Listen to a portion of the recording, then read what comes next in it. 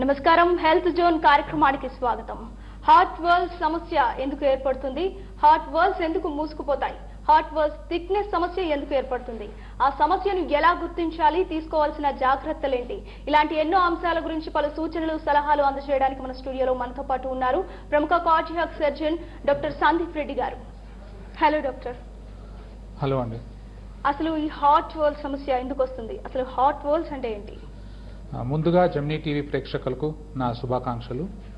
ఈ heart walls అంటే గుండె కవాటాలు, ఇవి మెయిన్గా గుండెలో 4 రకాలుగా ఉంటాయి. ఎడమ వైపు 2, కుడివైపు 2. ఎడమ వైపు ఉండేటివి మైట్రల్ వాల్వ్, మళ్ళీ అయోటిక్ వాల్వ్ అంటారు. అండ్ కుడివైపు ఉండేటివి tricuspid valve and pulmonary valve అంటారు. సో ఇవి మెయిన్ నాలుగు కవాటాలు. దీని పని ఏంటంటే మెయిన్గా ఈ కవాటాలు యూనిడైరెక్షనల్ ఫ్లో, అంటే రక్తంని ఒకవైపునే తరలిస్తుంటుంది. గుండె నుంచి బాడీకి, ఊపిరితిత్తులకి, అండ్ ఊపిరితిత్తుల నుంచి ఎడం వైపుకి వస్తుంది. ఎడం వైపు నుంచి మళ్ళీ బాడీ అంతా సరఫరా అవుతుంది. ఇవి మెయిన్గా ఇవి యూనిడైరెక్షనల్ ఫ్లో అంటారు, అంటే ఒకవైపే రక్తాన్ని సరఫరా చేయడం. సో ఈ కవాటాల్లో ప్రాబ్లం వచ్చినప్పుడు ఏ రకంగా అయినా ఉండొచ్చు, అంటే అది స్టినోసిస్ అయినా ఉండొచ్చు, లేదా రీగర్జిటేషన్ అంటే లీక్ అవ్వడం. ఇవి ప్రాబ్లంలు వచ్చినప్పుడు మనకి రక్త కవాటాల జబ్బు వస్తుంది. దానివల్ల వేరే చాలా పరిణామాలు ఉంటాయి. అసలు ఈ హార్ట్ వాల్స్ సమస్యని ఎలా గుర్తించాలి? దాని లక్షణాలు ఎలా ఉంటాయి?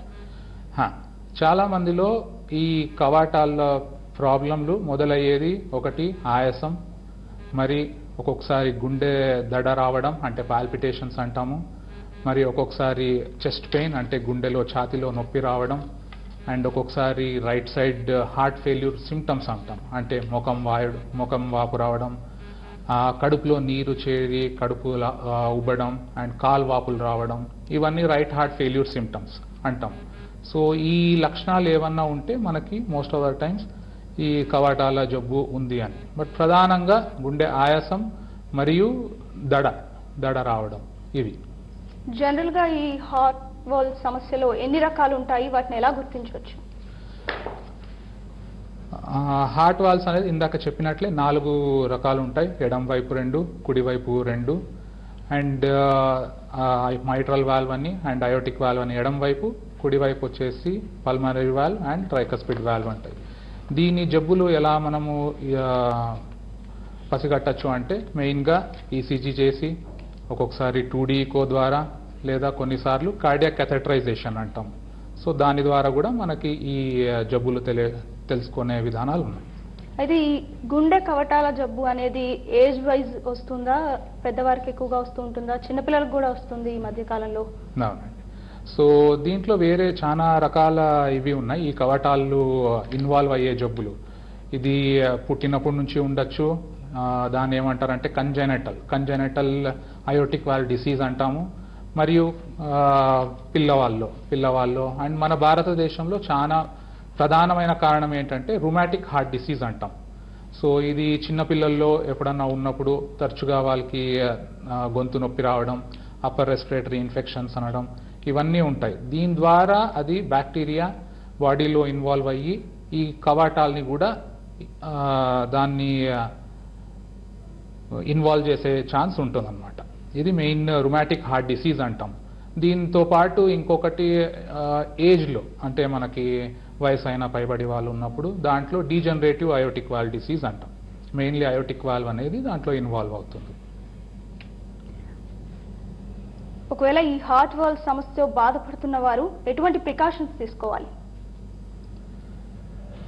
ప్రికాషన్స్ అనేదానికన్నా మనం మెయిన్ అంటే ఈ జబ్బు మనకి తెలియడంతో మనం వెంటనే దగ్గరలో మన కార్డియాలజిస్ట్ కానీ జనరల్ ఫిజిషియన్ ఎవరైనా మనం చూసేసి ఈ టెస్ట్లన్నీ మనం చేసుకొని దాంట్లో బయటపడిందంటే దానికి శస్త్రచికిత్స మనం చేసుకోవాల్సి ఉంటుంది. సో దానికి మెడికల్ మేనేజ్మెంట్ అంటారు, లేదా సర్జికల్ మేనేజ్మెంట్ అంటారు. అండ్ ఆ తీవ్రత ఈ కవాటాల తీవ్రత మనకి తెలియాల. ఈ టెస్టుల ద్వారా ఇందాకైతే మనం ఏం మాట్లాడుకున్నామో ఆ టెస్టుల ద్వారా మనకి ఈ తీవ్రత తెలుసుకోవాలి. అంటే 3 రకాలు ఉంటాయి, మైల్డ్, మోడరేట్, సివియర్ అని. సో ఈ 3 రకాల్లో అంటే కొన్ని జబ్బులకి మనం మందులు పెడితే సరిపోతుంది, కొన్ని దానికి మనం ఆపరేషన్ కూడా చేయాల్సి ఉంటుంది.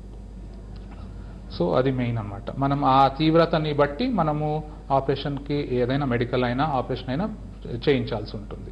అయితే ఈ హార్ట్ వాల్ సమస్యతో బాధపడే వారికి ఎటువంటి ట్రీట్మెంట్ అందుబాటులో ఉంది, ఎటువంటి సందర్భాలలో సర్జరీ అవసరం అవుతుంది? ఈ వాల్వ్ తీవ్రత చాలా ఉన్నప్పుడు, అంటే సిమ్టమ్స్ కానీ పేషెంట్కి చాలా ఉన్నప్పుడు, వాళ్ళు చాలానే ఇబ్బంది పడుతున్నారంటే మనము హార్ట్ ఆ వాల్వ్ని ట్రీట్మెంట్ చేయాలి. అది ఒకటి 2-3 రకాలు ఉన్నాయి. అంటే మనం ఒక వాల్వ్ తీసేసి కొత్త వాల్వ్ వేయడం, దాన్ని హార్ట్ వాల్వ్ రీప్లేస్మెంట్ అంటాం. లేదా ఉన్న వాల్వ్నే అది రిపేర్ చేయగలిగితే సో రిపేర్ చేసేసి అక్కడ కొత్త వాల్వ్ లేకోకుండానే అదే వాల్వ్ని మనం రీప్లేస్ చేసి పెడతాం అన్నమాట. సో మెయిన్ ఈ 2 రకాలు ఉన్నాయి. మనం అంటే ఇట్లా కట్ చేసి అయినా చేయొచ్చు, లెఫ్ట్ సైడ్ అయినా మనము వెళ్ళేసి చేయొచ్చు అన్నమాట. రైట్, మనకి ఫస్ట్ కాలర్ లైన్ లో ఉన్నారు సార్, సునీల్ వరంగల్ నుంచి. సునీల్ గారు చెప్పండి. నమస్తే సార్. నమస్తే అండి, చెప్పండి సార్. నాది ఎడమ చేయి బాగా లాగుతుంటే చూపించానండి, వరంగల్ చూపించాను. అయితే అక్కడ 2D ఈకో చేశారండి, ఈసీజీ చేశారు, ఏం ప్రాబ్లం లేదని చెప్పారు సార్. కానీ కొలెస్ట్రాల్ లెవెల్ చెక్ చేపిస్తే 300 దాకా ఉంది, కొంచెం మెయింటైన్ చేయాలని చెప్పారు సార్. దానివల్ల ప్రాబ్లం అవుతుంది సార్ ఇప్పుడు చెప్పి. గుండె జబ్బు కంటే ఇవి మనము గుండెలో కవాటాలు అన్నమాట. ఇవి మీకు ఉన్నది ఈకో నార్మల్ ఉంది అంటున్నారు అంటే కవాటాలన్నీ నార్మల్గా ఉన్నాయని అర్థం. సో మీకు కొలెస్ట్రాల్ ఎక్కువ ఉంది. కొలెస్ట్రాల్ ఎక్కువ ఉన్నప్పుడు మనకి వచ్చే జబ్బు ఆ గుండె నరాలు, అంటే గుండెకి సప్లై చేసే గుండె నరాలు ఉంటాయి కదా, దాంట్లో బ్లాక్ ఏర్పడే అవకాశం ఉంటుంది అన్నమాట. దాన్ని కొరోనరీ ఆర్టరీ డిసీజ్ అంటాం. సో అది వచ్చే ఛాన్స్ మీలో చాలా ఉంది. అంటే మీకు షుగర్, బీపీ కూడా ఉన్నాయా? ఏం లేదండి, బీపీ షుగర్ ఏం లేదండి. ఓకే, సో మీరు అది ఒకటి చూసుకోవాలి. రెగ్యులర్గా వ్యాయామాలు, ఈ షుగర్, కొలెస్ట్రాల్ కంట్రోల్ ఇవన్నీ చేసేసుకొని మీరు రెగ్యులర్గా చెకప్లో ఉండాలి. మీకు సంబంధించి మీరు చెప్పేదాన్ని బట్టి మీ కవాటాలు నార్మల్గానే ఉన్నాయి. సో మీకు ఆ గుండె నరాల్లో ప్రాబ్లం వచ్చే ఛాన్స్ ఉంటుంది ఇన్ కేస్ మీరు జాగ్రత్తలు తీసుకోకుండా. దానికి ఏమైనా మెడిసిన్ వాడమంటారా సార్, లేకపోతే ఏమైనా రోజు ఎక్సర్సైజ్ చేసి డైట్ మెయింటైన్ చేసి సరిపోతారా? ఫస్ట్ డయట్, మనం ఎక్సర్సైజులు ఇవన్నీ చేసుకొని రెగ్యులర్గా కొలెస్ట్రాల్ చెకప్లన్నీ చేసుకొని అవి తగ్గుముఖం పడతా ఉంటే మనం ఇవే కంటిన్యూ చేయొచ్చు. లేదా మనం మందులు కూడా వాడాల్సి ఉంటుంది. ఎందుకంటే మందులు వాడితే ఎలాంటి ప్రాబ్లం లేదంటారు కదా? ఏం లేదండి, మందులు వాడచ్చు. రైట్, థ్యాంక్ యూ సునీల్ గారు. అయితే ఇందాక మీరు చెప్పినట్లుగా గుండె కవటాలలో ప్రాబ్లం వచ్చినట్లయితే ఆర్టిఫిషియల్ వాటిని యూజ్ చేయడమో లేకపోతే ఉన్నదాన్ని రిపేర్ చేస్తామని చెప్పారు. ఎటువంటి ఆర్టిఫిషియల్ కవటాలను యూజ్ చేస్తారు? సో మంచి ప్రశ్న అండి. సో ఈ రకంగా మనం ఆ గుండె కవాటాల్ని, అంటే మనము ఈకో ద్వారా, కార్డియాక్ క్యాథెటరైజేషన్ ద్వారా ఇవన్నీ చేసి మనం ఫస్ట్ ఆ వాల్వ్ని టెస్ట్ చేస్తాం. సో ఇది రిపేరబుల్ వాల్వా లేదా మనము ఇది తీసేసి కొత్త వాల్వ్ని వేయాలా అని. మెయిన్ అడ్వాంటేజ్ ఏంటంటే మనం రిపేర్ చేయగలిగితే పేషెంట్కి చాలా అనుకూలంగా ఉంటుంది. అంటే వాళ్ళు మందులు కొన్ని ఫస్ట్ ఫ్యూ మంత్సే వాడగలరు, దాని తర్వాత అవసరం లేదు, మనం రిపేర్ చేయగలరు. ఎందుకంటే అది బాడీ వాల్వ్నే మనం అట్లే పెట్టాం. బట్ అదే అది రిపేరబుల్ లేదు అంటే, మనం కొత్త వాల్వ్ వేయాల్సిన పరిస్థితి ఉంది అంటే ఆ వాల్వ్ తీసేసి కొత్త వాల్వ్ వేస్తాం. హార్ట్ వాల్వ్ రీప్లేస్మెంట్ అంటాం. అది మెయిన్గా మనం మనం చేసేది ఒకటి మైట్రల్ వాల్వ్కి లేదా అయోటిక్ వాల్వ్కి మెయిన్గా ఇవి చేస్తాం అన్నమాట, ఈ వాల్వ్స్. అండ్ మనకి చాలా మార్కెట్లో చాలా కంపెనీస్ ఉన్నాయి ఈ వాల్వ్స్ సప్లై చేసేవాళ్ళు. అండ్ దాంట్లో 2 రకాలు ఉన్నాయి. మనము అంటే మెటల్ వాల్వ్ వేయచ్చు లేదా ప్రాస్థెటిక్ వాల్వ్, బయోప్రాస్థెటిక్ వాల్వ్స్ అంటాం. సో అవి కూడా వేయచ్చు. ఇవన్నీ మనం ఏజ్ బట్టి, పేషెంట్ని బట్టి అవి చూసి వేస్తాం. చాలా వరకు మనం వేసేది మెటాలిక్ వాల్వ్స్, మెకానికల్ వాల్వ్స్ అంటాం, మెటల్ వాల్వ్స్. అవి చాలా వరకు ఉంటాయి. కొంతమందికి అంటే ఎస్పెషల్లీ ఏజ్ పైబడి ఉన్న వాళ్ళకి, అంటే 60 సంవత్సరాలు పైబడి లేదా ప్రెగ్నెన్సీ బేర్ చేయాలా అనుకునే వాళ్ళు, యంగ్ ఏజ్లో ఉన్న వాళ్ళు, అట్లా వాళ్ళకి మనము వాల్వ్ రీప్లేస్మెంట్ చేయాల్సిన పరిస్థితి ఉంటే సో వాళ్ళకి మనము ఈ బయోప్రాస్థెటిక్ వాల్వ్స్ అనేది ఆఫర్ చేస్తాం అన్నమాట. రైట్, మరో కలర్ లైన్ లో ఉన్నారు సార్, వినీత్ రెడ్డి హైదరాబాద్ నుంచి. వినీత్ గారు చెప్పండి. డాక్టర్ గారు ఉన్నారు, మీ సమస్య చెప్పండి. గుడ్ ఆఫ్టర్నూన్ డాక్టర్ గారు. గుడ్ ఆఫ్టర్నూన్ చెప్పండి. ఇప్పుడు డయాబెటిక్స్ పేషెంట్స్ లో హార్ట్ ప్రాబ్లమ్స్ ఎక్కువ వస్తాయండి. అవునండి. ఎలా ఉంటాయి కొద్దిగా చెప్తారా దాని గురించి? చెప్పండి, ఇంకోసారి అడగండి. డయాబెటీస్ ఉన్న పేషెంట్స్ హార్ట్ ప్రాబ్లమ్స్ ఎక్కువ వచ్చే ఛాన్సెస్ ఉంటాయంట. ఓకే, అవునండి. సో డయాబెటీస్ కంట్రోల్ అనేది మనకి చాలా ముఖ్యమైన అంశం. ఎందుకంటే డయాబెటీస్ వల్ల డయాబెటీస్ అనేది ఒక సిస్టమిక్ డిసీజ్. అంటే బాడీలో ఏదో ఒక పార్ట్ ఇన్వాల్వ్ అయ్యేది కాదు, అది సిస్టమిక్ డిసీజ్. సో అది మంచిగా కంట్రోల్లో లేదు అంటే అన్ని పార్ట్లు ఇన్వాల్వ్ అయ్యే ఛాన్స్ చాలా ఉంటుంది. దాంట్లో మెయిన్ గుండె, కిడ్నీ, నర్వ్స్ అంటాము, ఇవన్నీ ఇన్వాల్వ్ అయ్యే ఛాన్స్ చాలా ఉంటుంది. కిడ్నీ ప్రాబ్లం వస్తే డయాబెటిక్ నెఫ్రోపతి, హార్ట్ ప్రాబ్లం వస్తే కార్డియోమయోపతి, అండ్ నర్వ్స్ ప్రాబ్లం వస్తే న్యూరోపతి. ఇవన్నీ దీని ప్రకారం ఉంటాయి. బట్ ఖచ్చితంగా మనకి షుగర్ అయితే కంట్రోల్లో పెట్టుకోవాలా. Okay, thank you. Right, thank you Vineet గారు. అయితే మొత్తంగా మనం చూసుకున్నట్లయితే డయాబెటిక్ పేషెంట్స్ ఎక్కువగా హార్ట్ కి సంబంధించిన సమస్యలతో బాధపడుతూ ఉంటారు. వారు ఎటువంటి జాగ్రత్తలు తీసుకోవాలి, వారు హార్ట్ సంబంధించిన సమస్యతో బాధపడుతున్నారని వాళ్ళు ఎలా గుర్తించాలి? మెయిన్ ఈ డయాబెటీస్ ఉన్న వాళ్ళు అంటే ఖచ్చితంగా వాళ్ళు లైఫ్ స్టైల్ మాడిఫికేషన్స్ అనేది చేసుకోవాల్సి ఉంటుంది. అంటే యథావిధంగా వాళ్ళు అంటే వర్క్ ఉంటుంది, స్ట్రెస్ ఉంటాయి, ఇవన్నీ దీనివల్ల ఈ షుగర్స్ అనేది అన్కంట్రోల్డ్ అవుతూ ఉంటుంది. బట్ అలా కాకుండా రోజు కొద్దిసేపు అనేది వ్యాయామం, ఖచ్చితంగా వర్కౌట్ అనేది, ఈ ఫిట్నెస్, ఫిజికల్ ఫిట్నెస్ అనేది ఎస్పెషల్లీ, అండ్ మెయిన్ ఈ డయట్ అనేది, ఇవన్నీ మనం కంట్రోల్లో పెట్టుకొని షుగర్ లెవెల్స్ రెగ్యులర్గా చెకప్ చేయించుకొని అండ్ ఇవన్నీ మనం మన లిమిట్స్లో మనం పెట్టుకొనేసి కంట్రోల్ అవుతూ ఉంటే చాలా వరకు ప్రాబ్లమ్స్ మనం అవాయిడ్ చేయొచ్చు. ఇవన్నీ ఉన్నా మనకి అంటే వచ్చే ఛాన్స్ స్టడీస్ అన్నీ చాలా చూపించాయన్నమాట. అంటే ఈ షుగర్ 5 to 10 years ఉంది అంటే కిడ్నీ ప్రాబ్లము, గుండె ప్రాబ్లం వచ్చే ఛాన్స్ చాలా హై ఉంటుంది వాళ్ళలో. అందుకే వాళ్ళు ఒక ఏజ్, ఒక 45-50 years తర్వాత రెగ్యులర్గా మెడికల్ చెకప్స్ చేయించుకోవడం, దాని ద్వారా మనకి గుండె ప్రాబ్లం బయటపడే అంశం కూడా ఉంటుంది. రైట్, మరో కాలర్ లైన్ లో ఉన్నారు, రాజు గారు వరంగల్ నుంచి. రాజు గారు నమస్తే అండి. డాక్టర్ గారు ఉన్నారు, మీ సమస్య ఏంటో చెప్పండి. Madam, hello sir. నమస్తే అండి, చెప్పండి. ఇప్పుడు నిద్రలో నాకు ఏం జరుగుతుందంటే మిడ్ నైట్ 12-1 తర్వాత ఒకటేసారి సరిగా శ్వాస ఆడనట్టు ఇట్లా లేచి కూర్చుంటున్నా. లేచి కూర్చున్నాక నాకు మళ్ళీ బ్రీతింగ్ వస్తుంది సార్. నాకు కిడ్నీలో స్టోన్స్ వచ్చినాయి, ఒక 3 mm 2 mm అట్లా. స్టోన్స్ వల్ల ఈ ప్రాబ్లం హార్ట్కి ఈ విధంగా వచ్చిందా లేకపోతే దేనికోసం వచ్చిందో అర్థం కావట్లేదు. కానీ మిడ్ నైట్ లా ఒకటేసారి శ్వాస రాకుండా ఆగిపోయినట్టు అయినప్పుడు నేను లేచి కూర్చుంటున్నా ఆటోమేటిక్ గా. అది అసలు ఏంది ప్రాబ్లం అనేది నాకు అర్థం కావట్లేదు. ఓకే, ఇది మీకు అంటే తరచుగా వస్తుంటుందా లేదంటే ఇవాళ లేదా నిన్న అట్లా అనిపించిందా? అప్పుడప్పుడు ఇప్పుడు మంత్లీలా ఒక 2 times అట్లా ఆల్కహాల్ తీసుకున్నప్పుడు జరుగుతుంది. ఓకే, సో దీన్ని అంటే మీరు చెప్పేది అంటే ఆర్థాప్నియా లాగా ఉంది. అంటే మీరు చెప్పేది అట్లా వచ్చినప్పుడు పనుకొని ఉన్నప్పుడు మీరు వెంటనే కూర్చొని దగ్గరలో విండో దగ్గరికి వెళ్ళేసి గాలి తీసుకుంటే మీకు తగ్గుతుంది అనే లాగా మీరు చెప్తున్నారు. దాన్ని ఆర్థోప్నియా అంటారు.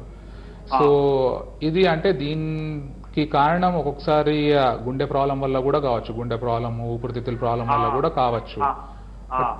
బట్ మీరు దగ్గరలో ఉన్న ఫస్ట్ అంటే కార్డియాలజిస్ట్ కానీ జనరల్ ఫిజిషియన్ ఒకసారి చూపించుకొని మనకి టెస్టులన్నీ చేసుకొని ఈకో కానీ ఈసీజీ కానీ చేసుకొని చూస్తే మనకి ఈ ప్రాబ్లం బయటపడే ఛాన్స్ ఉంటుంది.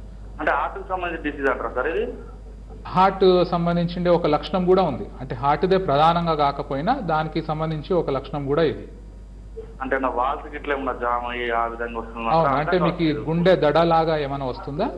దడలాగా అట్లా ఏం లేదు సార్. కాకపోతే ఏంటంటే ఒకటేసారి మిడ్ నైట్ లా లేచి కూర్చుంటున్నా అన్నట్టు. మీరు అదే ఒక్కసారి మీరు ఈ పరీక్షలు చేయించుకుంటే మనం రూల్ అవుట్ చేసుకునేది మంచిది. అంటే గుండె ప్రాబ్లం లేదు అని రూల్ అవుట్ చేసుకోవాల్సి ఉంటుంది. అంతేనా సార్? అంతే. రైట్, థ్యాంక్ యూ రాజు గారు. అయితే ఈ డయాబెటిక్ తో బాధపడుతున్న వారికి ఎవరికైతే హార్ట్ సర్జరీ జరిగి ఉంటుందో వారు ఎటువంటి ప్రికాషన్స్ తీసుకోవాలి హెల్త్ పరంగా, ఫుడ్ పరంగా? ఖచ్చితంగా ఈ అంటే మన గుండె ఆపరేషన్లు చేశాక కూడా మనం ఈ నియమాలను ఖచ్చితంగా పాటించాలి. అంటే ఆపరేషన్ అయిపోయింది కదా ఇంక అన్ని కంట్రోల్లో వస్తాయి అనేది అయితే కాదు. ఖచ్చితంగా ఏ గుండె ఆపరేషన్ అయినా, మనం కవాటాల ఆపరేషన్ కానీ బైపాస్ ఆపరేషన్లు కానీ ఇవన్నీ ఆపరేషన్ల తర్వాత మనము షుగర్ అనేది ఖచ్చితంగా కంట్రోల్లో పెట్టుకోవాల్సి ఉంటుంది. ఈ ఇందాక చెప్పినట్లు రెగ్యులర్గా చెకప్లు చేయించుకొని ఖచ్చితంగా రోజు 1-1.5 hour వాకింగ్ చేసుకోవాలా, డయట్ రిస్ట్రిక్షన్స్ చేసుకోవాలా, నాన్ వెజిటేరియన్ లేకోకుండా ఇవన్నీ చేసుకొని మనము ఖచ్చితంగా ఈ షుగర్ అనేది కంట్రోల్లో పెట్టుకోవాల్సి ఉంటుంది. అయితే ఇందాక చెప్పుకున్నట్లు ఆర్టిఫిషియల్ కవటాలను యూజ్ చేసినప్పుడు అవి ఒరిజినల్ కవటాల్లాగా పనిచేస్తాయి? ఎంతకాలం పనిచేస్తాయి? మెకానికల్ వాల్వ్స్ అనేది మనం జీవితాంతం దానికి ఏజ్ టైం లిమిట్ అనేది అయితే ఉండదు. మెకానికల్ వాల్వ్స్, మెటల్ వాల్వ్స్ అంటాం, అవి ఎన్ని రోజులైనా ఎన్ని సంవత్సరాలైనా పనిచేస్తాయి. సో అవి కరెక్ట్గా పనిచేయడానికి మనము కరెక్ట్ ట్రీట్మెంట్ దానికి తీసుకుంటా ఉండాలి. మనం అవి ఉన్న రోజులు అవి పనిచేయడానికి జీవితాంతం మందులు వాడుతుండాలి. సో అసిట్రామ్ అని అంటాం. అది బేసికలీ మనము యాంటీకోయాగులేషన్, రక్తం పల్చల్ చేయడానికి. ఎందుకంటే ఈ ఫారిన్ బాడీ అనేది బాడీలో మనం వాల్వ్ వేశాక దాన్ని మనము కరెక్ట్ పనిచేయడానికి ఈ అసిట్రామ్ ట్యాబ్లెట్, ఎందుకంటే ఆ ట్యాబ్లెట్ మనం పెట్టినట్టయితే రక్తం పల్చగా అయ్యి ఆ వాల్వ్ ఫంక్షనింగ్ బాగుంటుంది. సో దీనికోసం మనం ఈ ట్యాబ్లెట్ అనేది లైఫ్ లాంగ్ మనం అదొకటి వాడాలి. అండ్ దీనికోసం మనం రెగ్యులర్గా చెకప్లు చేయించుకుంటాం. PT-INR అంటాము. ఈ టెస్ట్ అయితే మనము ఇనిషియల్గా ఆపరేషన్ తర్వాత తరచుగా 15 రోజులకి, నెలకు ఒకసారి చెక్ చేయించుకొని మన టార్గెట్ రేంజ్ అని ఉంటుంది. PT-INR టార్గెట్ రేంజ్ అని, అంటే ఈ కవాటాలకి ఇంత రేంజ్లో మెయింటైన్ కావాలా అనేది. యూజువల్గా 2 నుంచి 3.5 లేదా 4 ఈ రేంజ్లో మనం ఈ PT-INRని మనం ఈ రేంజ్లో పెట్టుకోగలిగితే ఆ వాల్వ్స్ ఫంక్షనింగ్ బాగుంటుంది. లేదంటే అవి మళ్ళా బ్లాక్ అయ్యే ఛాన్స్ ఉంటుంది. ఇవన్నీ ఉంటాయి. రైట్, హెల్త్ జోన్లో షార్ట్ బ్రేక్ తీసుకుందాం. మనతో పాటు ఉన్నారు డాక్టర్. సార్ చెప్పండి, అసలు ఈ గుండెలో ఎన్ని కవటాలు ఉంటాయి, అవి ఎలా పనిచేస్తూ ఉంటాయి, బ్లడ్ ఎలా పంపింగ్ అవుతుంది, సమస్య ఎలా ఏర్పడుతుంది? సో మీరు ఈ మోడల్ని చూసినట్టయితే మీకు ఇందులో ఇది గుండె మోడల్, ఇందులో ఇది కుడివైపు, ఇది ఎడమవైపు, ఈ భాగాలు ఉంటాయి. ఇవి మీరు చూస్తున్నారు కదా, ఇవే దీన్ని కవాటాలు అంటాం. ఇది ట్రైకస్పిడ్ వాల్వ్, మళ్ళీ ఇంకొకటి కవాటం ఇక్కడ ఉంటుంది, ఇది పల్మనరీ వాల్వ్. ఇది కుడివైపు ఉన్న 2 భాగాలు, కుడివైపు ఉన్న 2 కవాటాలు. ఇంకా ఎడం వైపు చూసుకున్నట్లయితే ఇది మైట్రల్ వాల్వ్ అంటాము. దాని తర్వాత ఇది పెద్ద నరం, బాడీకి సప్లై చేసే ఇది, దాని లోపల ఇక్కడ అయోటిక్ వాల్వ్ అని ఉంటుంది. సో ఇవి 4, ఇవి 2 ఎడం వైపువి, ఇవి 2 కుడివైపువి. సరేనా? ఇవి 4.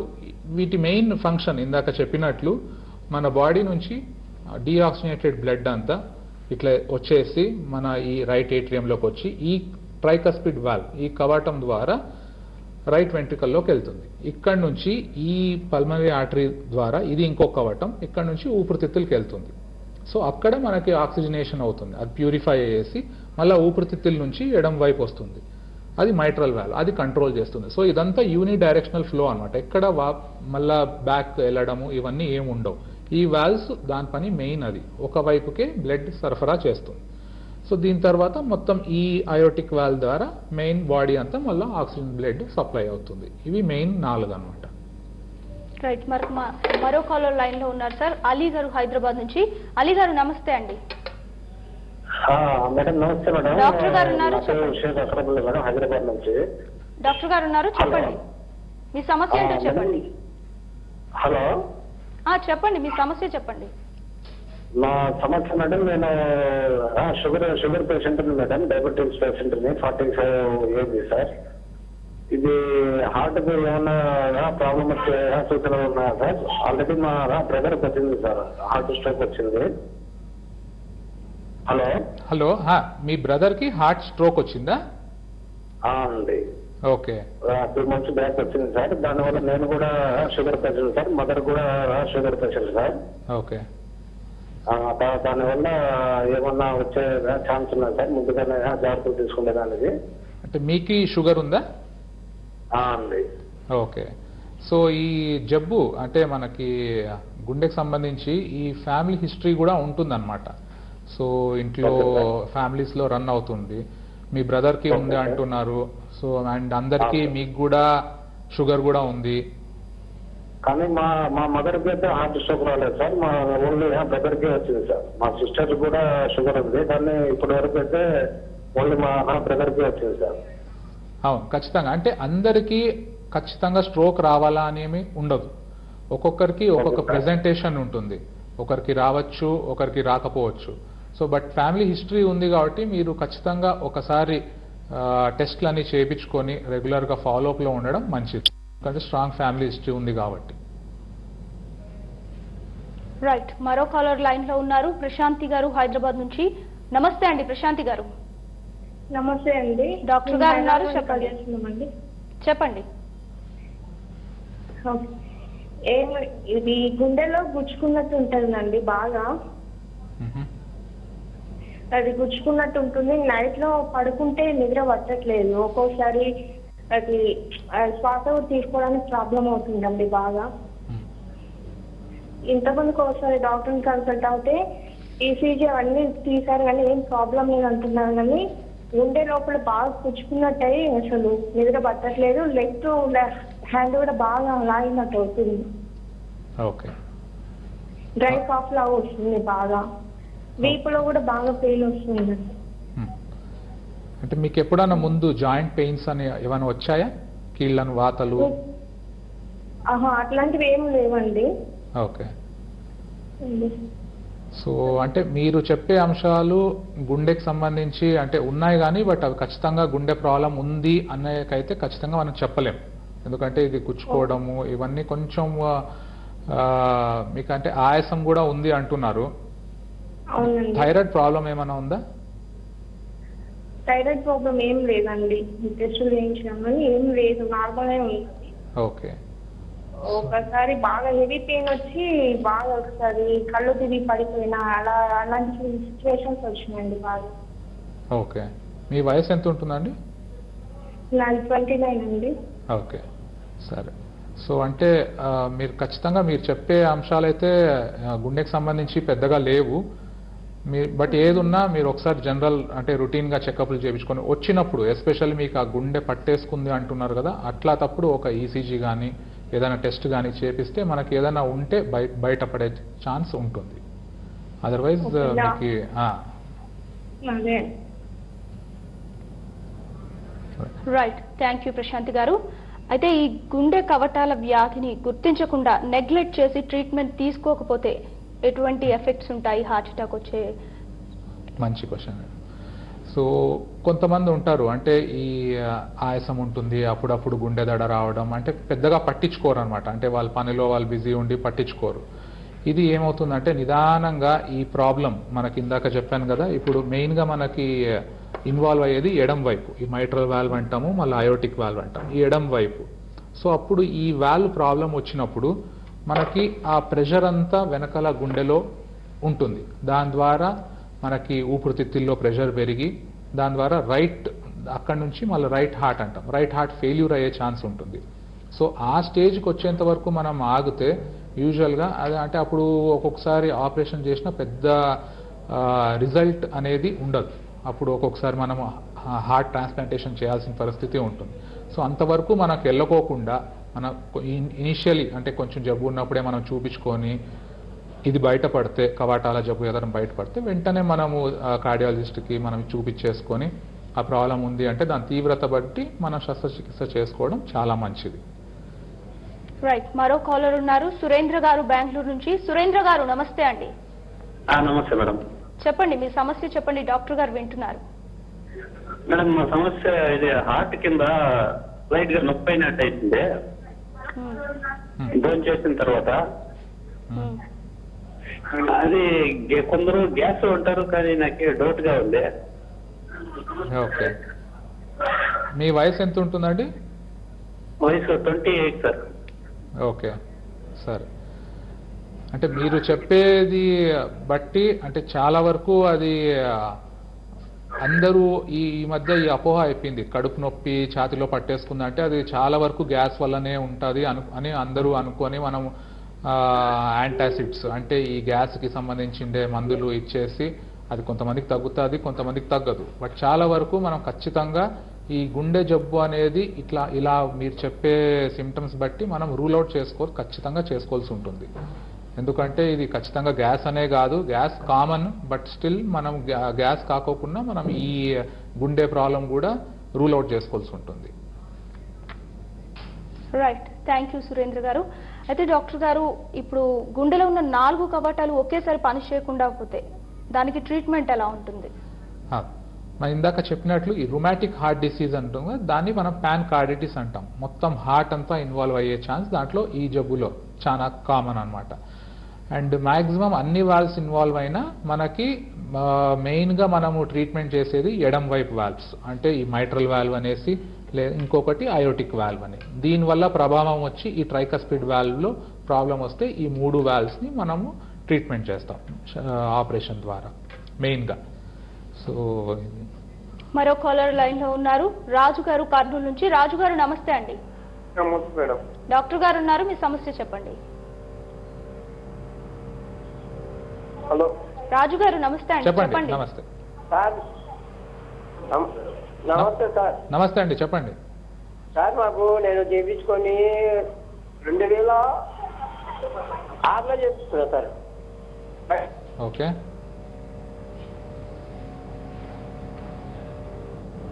చెప్పండి. ఓకే, కాల్ కట్ అయింది. అయితే డాక్టర్ గారు లీకీ వాల్స్ అని వింటూ ఉంటాం.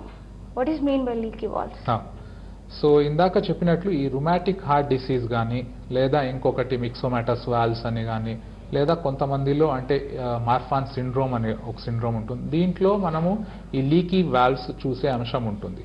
ఈ ఇందాక వాల్వ్స్ చెప్పినట్లు ఒకవైపే ఫ్లో ఇవి కంట్రోల్ చేస్తాయి. బట్ ఈ కవాటాలు మూసుకోవడంలో ఇబ్బంది ఉండడం వల్ల ఆ బ్లడ్ రక్తం వెనకలికి మళ్ళా రీగర్జిటేషన్ అంటాం, దాన్ని లీక్ అంటాం, అది వచ్చే ఛాన్స్ కూడా ఉంటుంది. ఇది అనేది ఈ జబ్బు అనేది ఈ రుమాటిక్ హార్ట్ డిసీజ్లో కూడా ఉండొచ్చు, రుమాటిక్ మైట్రల్ రీగర్జిటేషన్ అంటాం, లేదా మనకి మిక్సోమాటస్ వాల్వ్ దాంట్లో కూడా చూడొచ్చు, లేదా మనం మార్ఫాన్ సిండ్రోమ్స్లో కొన్ని అయోటిక్ రీగర్జిటేషన్లు ఇవన్నీ చూస్తాం. దీంట్లో కూడా ఈ లీకీ వాల్వ్స్ ఉంటాయి. దీనికి కూడా మనం ఖచ్చితంగా మనం ఈ టెస్టులు చేయించుకొని ఏవైతే మనకి కవాటాల టెస్టులు ఉన్నాయో ఇవన్నీ చేయించుకొని దాంట్లో ప్రాబ్లం ఉన్నట్లు తేలినట్లయితే మనం ఆ సివియారిటీ బట్టి ఖచ్చితంగా దాన్ని కూడా తీసేసి మనం వాల్వ్స్ రీప్లేస్ చేసుకోవాల్సి ఉంటుంది. రైట్, థ్యాంక్ యూ డాక్టర్ గారు, మీ విలువైన సమయాన్ని కేటాయించి విలువైన సూచనలు సలహాలు ప్రేక్షకులకు అందజేసినందుకు. ఇది వాల్టి health show. Keep watching Gemini news. నమస్కారం.